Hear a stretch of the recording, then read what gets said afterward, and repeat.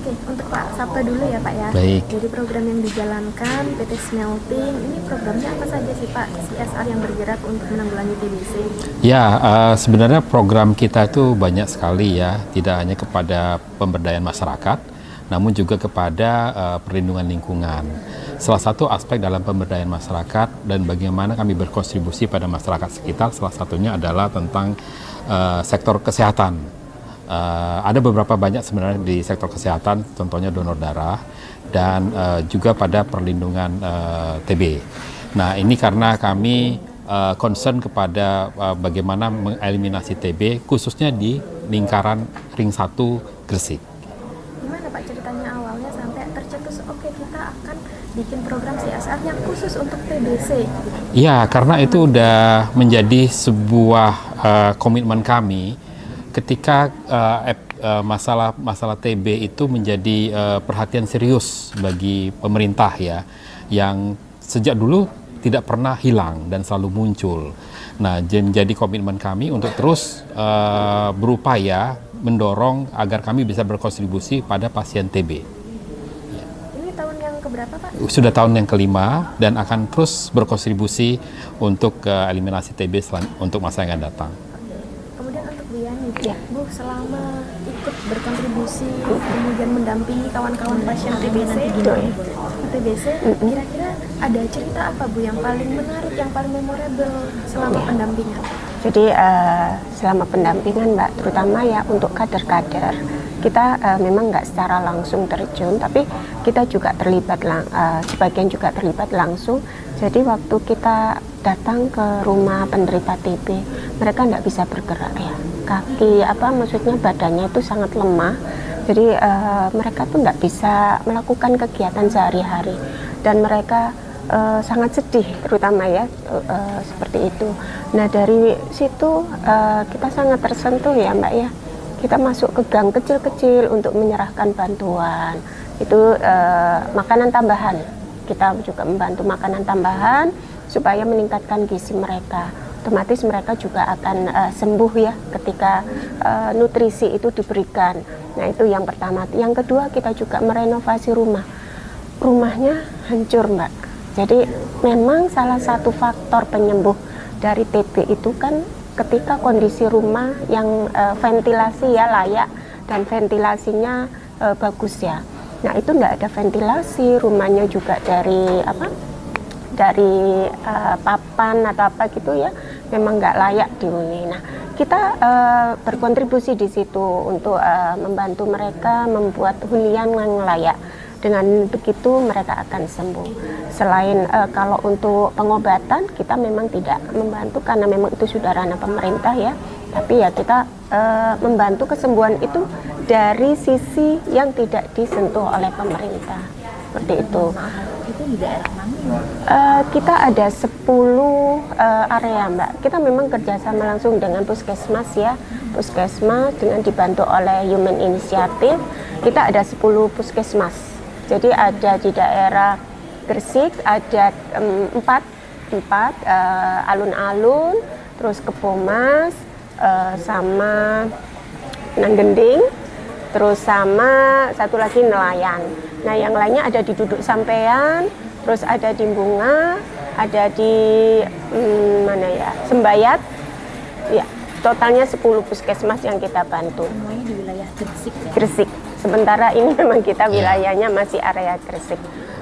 Itu dengan total pasien yang kita bantu itu sekitar target kemarin tuh sebenarnya 200, tapi kita berhasil menyembuhkan 264 orang. Nah untuk tahun ini mungkin sekitar 200, sekitaran itu juga 260-an juga targetnya.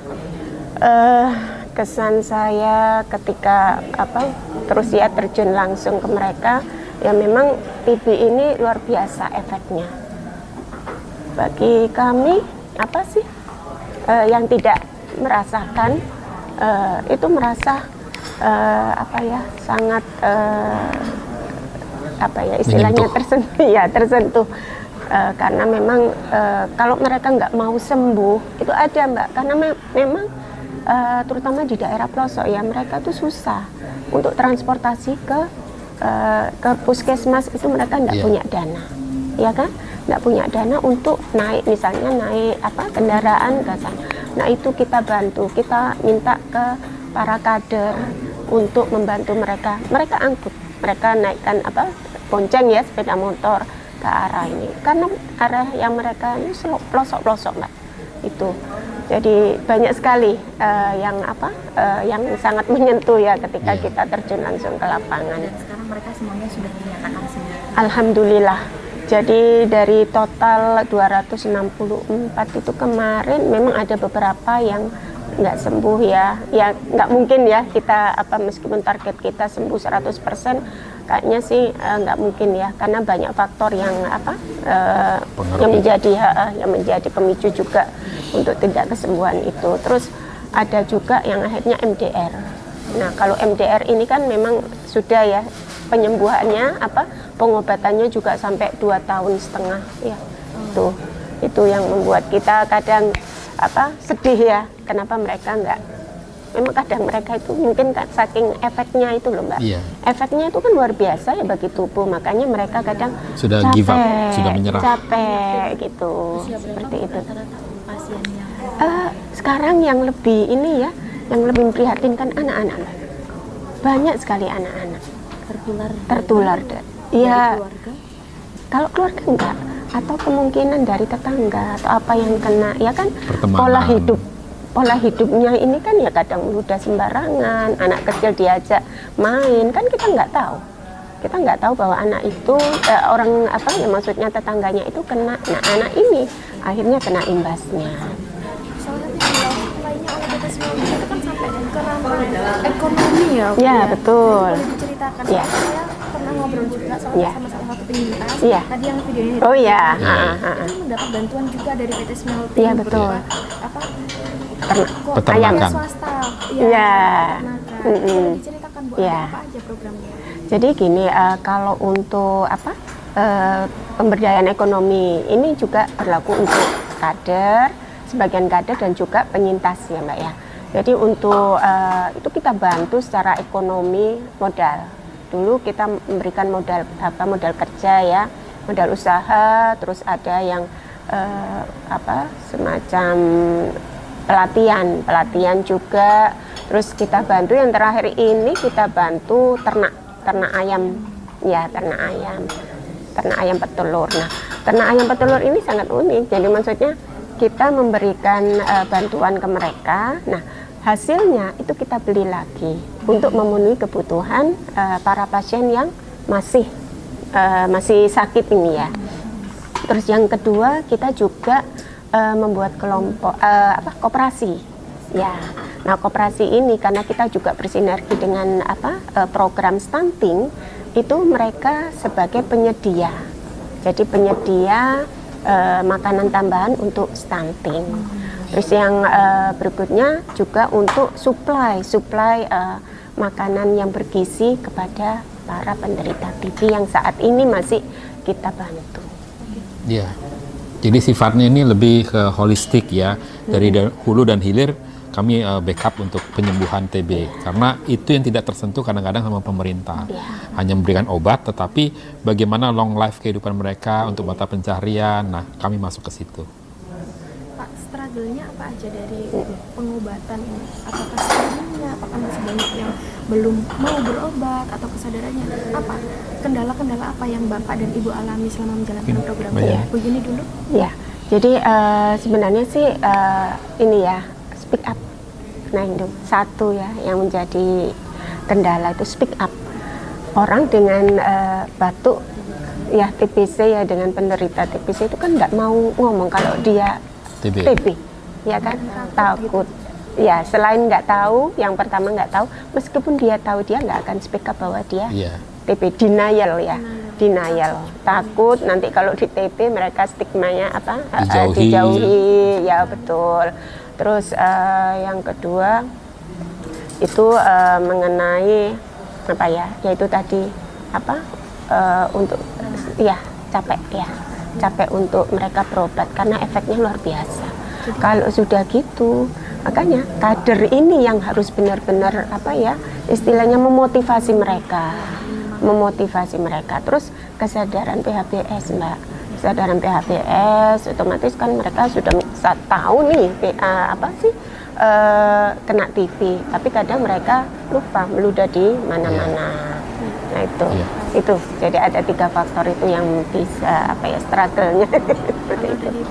Ya, jadi sebenarnya kita jangan selalu berpikir TB itu hanya dialami masyarakat golongan bawah. Itu stigma yang keliru gitu ya. Nah, itu juga dialami pada masyarakat ekonomi tingkat atas. Dan kita harus sadari ini semakin meluas loh.